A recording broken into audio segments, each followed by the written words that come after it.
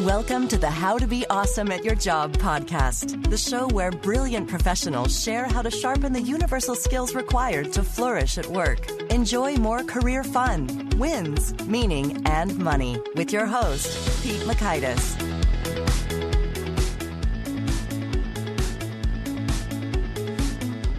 Hello, hello. Well, I think we're going to have some fun with this one. We are chatting with Casey Hawley, and she has got some great tips and tricks when it comes to engaging in some of those delicate conversations or political kinds of things that show up at the office. And she is fun to listen to because she's from Georgia, and it's always just a good sound. So you're going to learn, 1, how to deal with your dragons at the office. 2, keywords and phrases for dealing with a bad boss. And 3, how to enroll others in mentoring you as well as championing your ideas. So if you want to check out the show notes, the transcript, the links to stuff, that's over at awesomeatyourjob.com/F40. And if you just want those takeaways faster, then sign up for the Gold Nugget email list, which provides an email that you can read those key takeaways in under 2 minutes.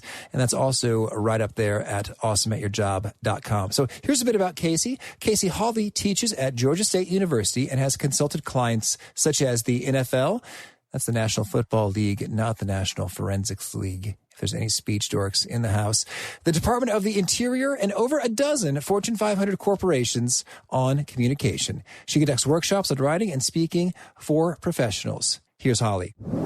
Casey, thank you so much for being on the How to Be Awesome at Your Job podcast. I'm so pleased that you called. Oh, yes. Well, no, I'm tickled. I think you've got a lot of fun for us. But tell us, when you're not, coaching and teaching and writing, what do you do for fun in Georgia? What do we do for fun? Well, the Chattahoochee River is within walking distance of my house. And there are all kinds of walking trails all up and down the Chattahoochee. You can be right in the heart of the city and feel like you're in, a deep forest. And my favorite place to go, there's a coffee shop that is right on the river. You can actually put your feet in the river while you sip your coffee. Oh, that's delightful. Mm-hmm. That's a good setup. It's good on a hot day like this. Yeah. So is it iced coffee or is it hot coffee? Well, I do the hot coffee, but most of the people I go with do the iced coffee. Mm-hmm. Mm-hmm. The debate rages on. Oh, yeah, that's right. So you've written the book, 100 Plus Tactics for Office Politics. And when I kind of perused that, I thought, wow, that's a lot of tactics. So I'd love to maybe start off by hearing your thoughts on what do you think are some of the absolute kind of most powerful that when you share them with folks, they say, yes, that is so right. How come I haven't already been doing that? Well, one of the ones that comes back to me over and over again when people say this really helped me out and I've never really thought of it that way is I talk about your dragons in the workplace. And the old school approach was you go into the workplace and you're going to face people and problems, and those are your dragons, and you got to slay your dragons. You got to be ferocious. And that's very, very, very much the old business school model. And then we got a little bit more enlightened, and the model was to teach your dragons to dance. In other words, you manipulate people and in order to make them do what you want them to do. But today's model, because people are really looking for authenticity today, and so what you really need to do is to learn to dance with your dragon. Your dragon has traits and characteristics that may look hostile to you, but they may not be. It may just be they're very, very different. It could be they're protecting their territory because they're fearful just like you're fearful. So you kind of learn a little bit about your dragon. You come to understand what he's afraid of, what his goals are, what he's trying to do, and his dance, his pattern, what he's trying to do every day when he comes into the workplace or she comes into the workplace. And then you look at what you're trying to do in your own little dance, and you learn to dance together. And it's very much like learning to dance, where sometimes both people want to lead. So that is one thing that people come back to me over and over again when they encounter people that they find challenging, and at one time they would have been threatened with them, and they go more into an observation mode and a learning stance instead of a defensive stance. And it can be transformational. That pause is very significant when you don't react, but you intentionally go into a learning stance and say, I want to learn about this person. I want to know why that person reacted to me this way. Okay. Now, could you maybe share with us a story, maybe from a client or someone you shared this advice with, and how that comes to life? Well, I can actually share a story that happened with me. And when I was younger, I worked for a large consulting firm, and I was very, very low in the hierarchy in the company, but this was when bias towards females was much stronger than it is now. And I was at a very big dinner, we were preparing for a meeting with a client the next day. Everyone was a little bit nervous we might lose the client, so there was a lot of pressure in the room, but there were all these people at this dinner table. A lot of partners from our firm were there. It was amazing I even got to attend, but because I had written some of the reports, I held a lot of information, so I got to attend the meeting. And in the middle of it, one of the partners starts making fun of me, and he tells the whole table. He said, I have to tell you something so funny. Casey wants to be an analyst. And at that time, that company had never had a female analyst. Oh, wow. They were very much, they very much believed that, men were more analytical, and they had never had a female analyst. So instead of, and he was very taunting, very much so. And so I said to him, instead of reacting, I just asked him some questions. I said, so what makes you think that I should not be an analyst? And, he said some very sexist things, including the fact that I was blonde. That was one of the things on his list. So as he went through this list of all these reasons, I just decided I was going to outperform everybody on my team, and I was going to prove him wrong. And I didn't lose my temper. It was very difficult not to lose my temper and tell him what I really thought, but I didn't. And a year later, when I became the company's first female analyst, he was the partner who put my name forward to be an analyst. Oh, that's good. And I could talk about the dragon metaphor. I could see how you'd really want to slay him in that moment. I did. I really wanted to slay him. Oh, yeah. And it's a good thing there wasn't a lance anywhere near. I probably would have. Oh, well, kudos for that self-control. And that's kind of eye-opening. I think that's enough to make some people just fly off the handle, or just say, forget this guy, forget this job, forget this company, I'm out of here. Yes, exactly. And sometimes that's the right decision. But for me at that time, that was the best role for me. I knew I could do that job. And I thought, I'm not going to let one person stand in my way of that. Okay. And so now in your book, you also list 25 critical moves every professional must make. And I'd like to know, within those 25, what are some of the top 1, 2, 3, moves that every professional must make? Well, I think you should always be ready to go. I mean, and when I say go, I mean be ready for a merger, be ready for a promotion, be ready to be fired, be ready for downsizing, be ready for anything. And that means that you have your resume ready at all times, and you constantly update it. You keep a file at all times. I call mine the Valentine file. Whenever anything good happens in my career, if someone compliments me, if my boss commends me, if a client says something or says you got the top evaluations from all of our workshops this year, anything, I document that, and I keep a file of those, because what happens is when you do need them, and you never know when you're going to need them, a lot of us forget things. We let those little things, we think we're not going to forget them, but we do. Mm-hmm. And so you have all that documented when you get ready to interview, when you get ready to try to land a new client. You have all that documentation. You can just pull from it. The other thing I highly recommend is you should routinely go on informational interviews.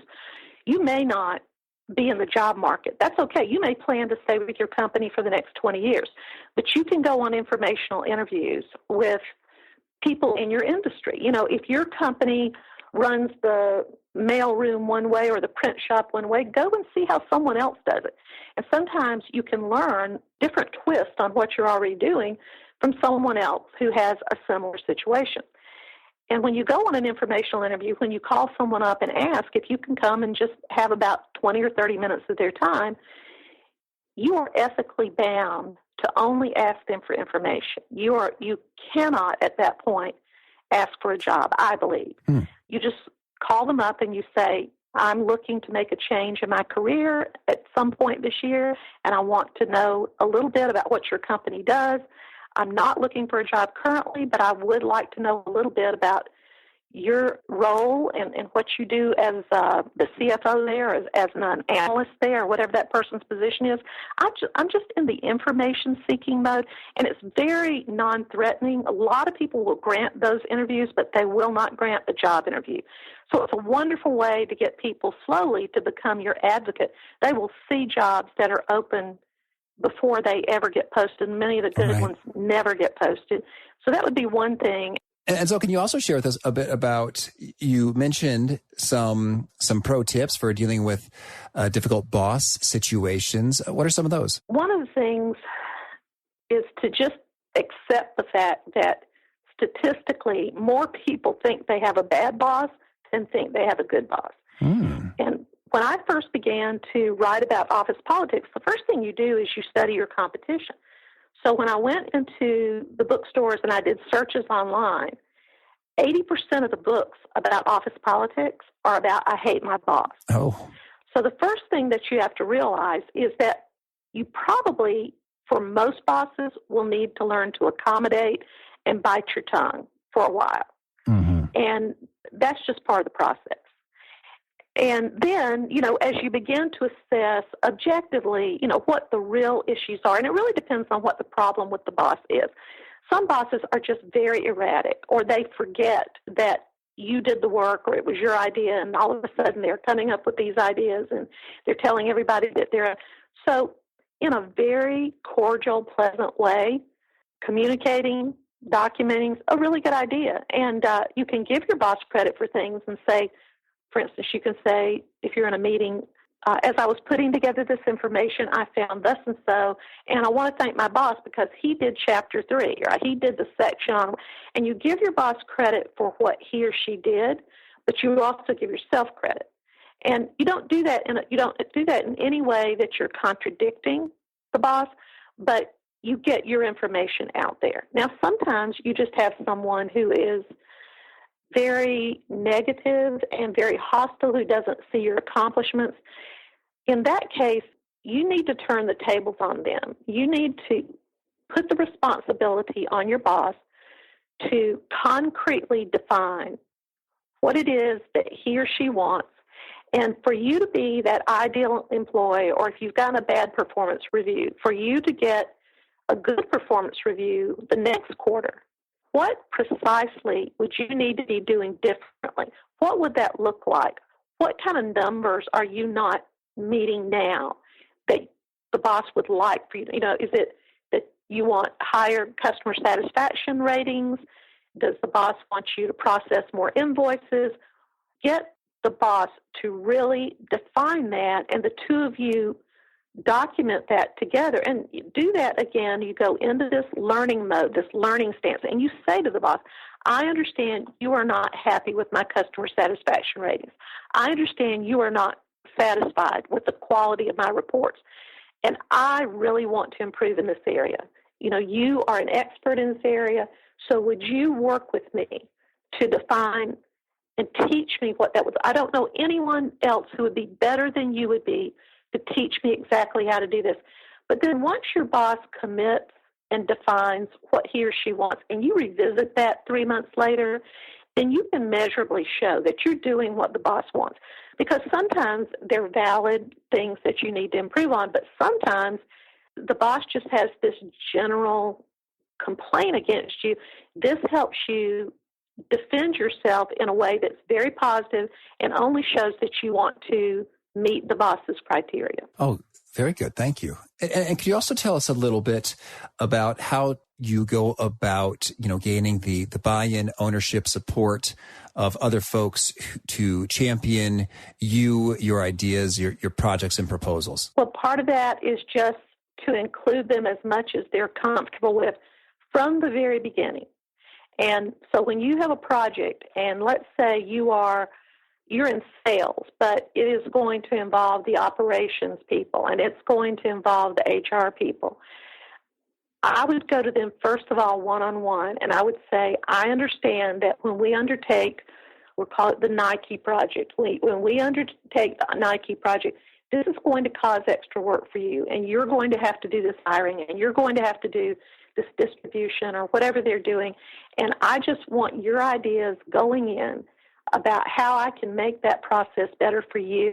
And if you have any suggestions for us, because you've worked on large projects like this before, what are the mistakes that have been made in the past? Because I don't want to make those mistakes. So if you do those one-on-one meetings first, and sometimes people like to get everybody in the room also after that and have a group meeting, then if something does go wrong, you have people who tend to want to support you a little bit more. They know that on the front end you made an effort. And what you've also done is you have started to get to know these people a little bit better. And, people move in between departments in a company and divisions in a company all the time. I've seen a lot of people go from, say, the operations side to the marketing side and back and forth. And sometimes people see the kind of performer you are, and they want to hire you over to their areas. That's one thing I would do. And I would also be very, not aggressive, but you have to be intentional to get mentors. Now, quite often, if you ask someone to be your mentor, they'll say no because it sounds like a huge time commitment. So I probably would not use that word. I would go to people who are higher up than I am in the company, and I would say, I would like to be able to come and spend about 20 minutes with you 3 times this year or once a quarter, something that sounds like a very little, that would have very little impact on their time. Or I would like to have a phone coaching appointment with you once a quarter. And I would just like to bounce ideas off you because I like the way you handled your career, and you can make any comparisons between yourself and that person and say, because you've walked in this path that I'm on right now, I would just like to get a few ideas. Would that be all right if I called you? And most people will say yes. That if you start off with the word mentor, people feel like it's going to be a huge responsibility and they back away. Certainly, yes. And it also just seems a little bit like, oh, where did I hear this? Like, will you be my mentor? It's almost like, are you my mommy? And it's a little, it doesn't feel so good to be on the receiving end. Whereas people do appreciate being valued for their wisdom and expertise, but that ownership sounds daunting.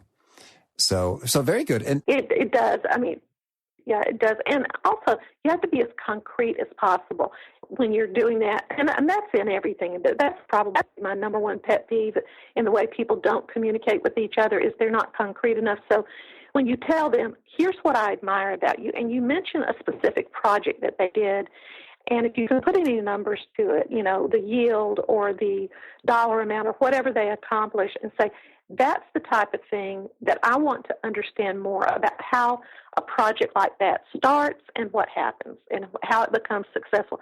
That's the type of thing they think, oh, I could explain that. That's very specific. And it makes it, you have to make the job of mentors, people who possibly could give you a job, people you're going to be interviewing with. If you really adopt the psychology, I want to make their job as easy as I possibly can. You get a lot more people saying yes to you. Okay, very good. You mentioned in your book means of correcting other folks' mistakes or bringing up delicate matters. What's the best way to do that well? Well, sometimes they just have outdated information, and so you sift through it all. You find the one thing that you can possibly agree on, and you look at all the erroneous information and you say, well, that was true up until this year, or that was true until we shifted to this software. Or at one time, I would have agreed with you because at one time, we would have done it exactly that way. But here's what's happened, and you present it like a change. It's not a direct contradiction. It's more of a fluid, and now here's what we're doing. And so you get the differences in there without ever telling them that they're wrong. Oh, lovely. Thank you. So it's not so much you're wrong. It's like, oh, the landscape has shifted and here we are now. Right. And that's what it is. A lot of times they're operating off old assumptions that they're not as updated on the project as you are. And so that's one of the ways that you could say, or you can, if it's a different type of thing, you can back up and say, I agree that we need to do something different in this situation. You know, if somebody has come up with a solution that you think is just crazy, but the thing that you might agree with the person is that a change does need to be made, or the customer satisfaction is not what you would like it to be either, or something that you both agree on. And then you go into, but here's how I think we could change that in a much shorter time frame. Not that my way is better, but here's how we could do it more effectively or faster or something. After studying this is what I've come to believe. And almost like it's been a gradual dawning for you too. It's not, you know, sometimes people, when they want to correct people, they're so fast to say, it's almost like the child in the front of the room with a hand up saying, oh, I'm wrong. Right. You know, I'm right, you're wrong. If you can let that go and just make it seem like a very slow evolution, or it's dawned on me also that maybe there's a different way to do this, it doesn't make the other person feel as much like the wrong person. Oh, very good. Thank you. And so, well, this is a nice little potpourri of tactics that I could absolutely see being applicable. And I really like the notion of, and if someone has a terrible idea, you can always agree with them that absolutely something needs to be done. And kudos to you for really taking some initiative to figure out a new means. And so building off of that idea, here's the opposite. 180 of that idea. What was it? I think it was the movie Bridesmaids. Should I say? And building off of that idea, also maybe a fight club. Yes, that's a great example. Oh, that's fun. Well, so you tell me, is there anything else you want to make sure that you get to convey here before we shift gears into the fast fave segment? I mean, you've brought some cool experiences working with NFL players who are transitioning into kind of more mainstream professional roles. So I don't know if there's any wisdom coming from that or other experiences you think professionals need to hear from you. I think the main thing is the nonverbal part of how you come across to people. You know, 80 to 93% of what people are going to carry away from a conversation with you is nonverbal cues. And we spend so much time worrying about what we're going to say, and that's just such a small part of the chemistry between that other person and you. And it's interesting you brought up the NFL football players, because most people I coach, I have to coach them to have more energy and to lean in a little bit more and to be assertive. And with most of the NFL football players, I have to get them to dial it back a little bit, I see. And so it depends on the person. So the best thing to do if you want someone to assess your style, go to several friends and ask them to have maybe a business conversation, a mock interview with you, something like that, and then get them to assess your nonverbals. The whole time you should have your phone there and video your face the entire time. Oh, that's good. And as you video yourself, you'll see little things that you may not realize that you've done that could make people put them off. Like, I know someone who narrows his eyes a lot, and he does that because he's concentrating, which is very nice, but it doesn't look that way. It looks a little menacing. That's perfect. That's perfect. Thank you. So now I'd love to shift gears a bit. And could you start us off by sharing a favorite quote? One of my favorite quotes is, well, it's an old one, but I think it's the truest thing, that you never have a second chance to make a first impression. And that really applies to when you make a sales presentation. The first words you say and the last words you say are the most important, but by far the most important are the first words you say. So you have to come out of the chute not with something predictable, but with something very positive and something that is memorable, something that they'll remember. Same thing in a job interview, same thing in the first time that you meet a new staff. Let's say you have a new job and you're meeting people. The first things you say to people are scrutinized more than anything you will ever say to them the rest of the time you work with them. So you have to be really sure whatever you say sounds very supportive of the other person. Understood. And how about a favorite study or piece of research that you look at often? Well, honestly, I love to do original research. I did a great deal of research for one of my books about managing the older employee, and it was for millennials who are managing now baby boomers. And the interesting part of that research is that there is a bias among millennials in their hiring. When they become managers now, they do have a bias, but their bias is towards hiring a boomer. If they have a chance to hire a baby boomer or another millennial, it's very close. It's almost negligible, but they have a slight bias towards hiring the older worker. And I found that fascinating. I think it's greatly to the credit of the young person because it shows they're very open-minded and they don't have prejudices. And in the study, it said, it talked about everything they liked about hiring older workers and also about younger workers. And they said, yes, the number one problem they had with the older workers is they take slightly more time to learn new technology. But again, they said that's negligible, and it's a matter of days difference.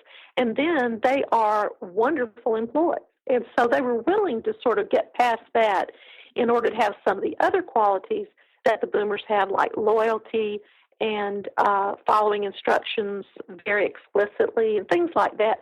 So I found that interesting. Oh, yes. And how about a favorite book? My favorite book, this is really hard. My favorite book really is not a business book. It's my favorite book is Absalom by William Faulkner. But I guess my favorite business book is The Greatest Management Principle in the World by Michael LaBeouf. And, it's an older book, but I go back to it year after year after year. It's excellent. Uh-huh. Gotcha. And how about a favorite tool, whether it's a piece of hardware, software, or gadget? For example, Instapaper or Evernote, something that you find really handy for producing good work? I've become much more dependent on my phone. I use my phone for everything. If I get ideas for books, for lectures, I'm always in the process of preparing presentations for different groups.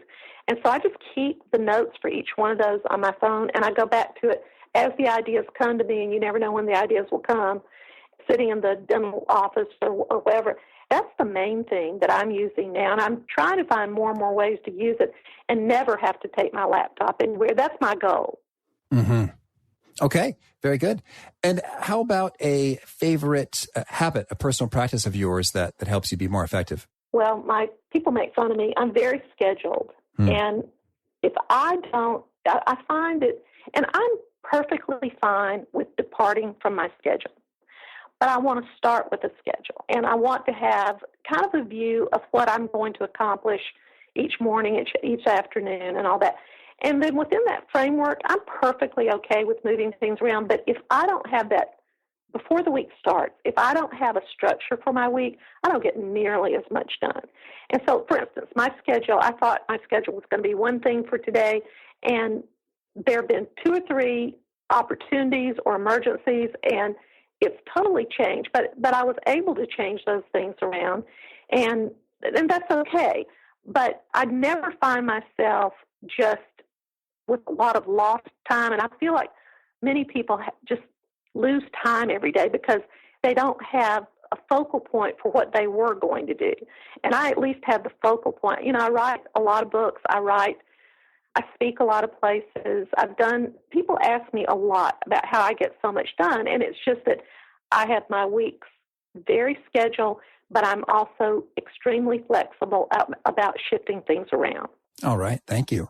And what's the best way to get in touch with you if folks want to learn more or check out your stuff? The best way to get in touch with me is at chawley@gsu.edu, CHAWLEY@gsu.edu. Okay. And do you have a final parting challenge or call to action for those seeking to become more awesome at their jobs? Hang out with the best people.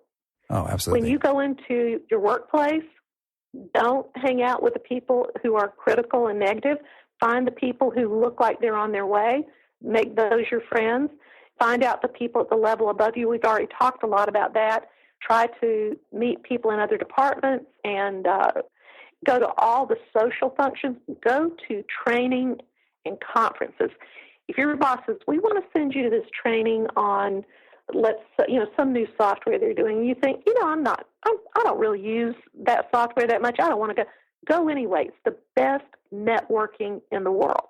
Going to training, going to conferences, and meet all the people that you possibly can, and look for people who are interested, who are positive, who are productive, who are on their way. And that's the company you want to be in. So that would be the main thing I would say. Oh, good deal. Thank you. Well, Casey, this has been so much fun. Thank you. And I wish you all the very best. Thank you, Pete. Okay, well, I hope you're ready to put some of those pieces into effect, knowing that you're always ready to go and have those flexible options available to you, and are plotting strategically and speaking well and cleverly in those situations. So once again, if you want to check out the show notes, the transcript, the things mentioned, and links, that's over at awesomeatyourjob.com/EP40. And I hope you stay tuned for the next episode, where we've got Dr. Nick Morgan, and he's one you're going to want to prioritize. He's kind of reshaped the whole way I think about speaking and doing presentations, and he was someone I dreamed of getting on the show, right up there with David Allen on episode 15. So definitely you don't want to miss Dr. Nick Morgan, episode 41. And until then, have a good one. Thanks for joining us for today's episode. To get the most out of this conversation, visit awesomeatyourjob.com to find today's show notes, transcript, and infographic summary cheat sheet. For more entertaining professional skill sharpening, be sure to subscribe to catch the next episode of How to Be Awesome at Your Job.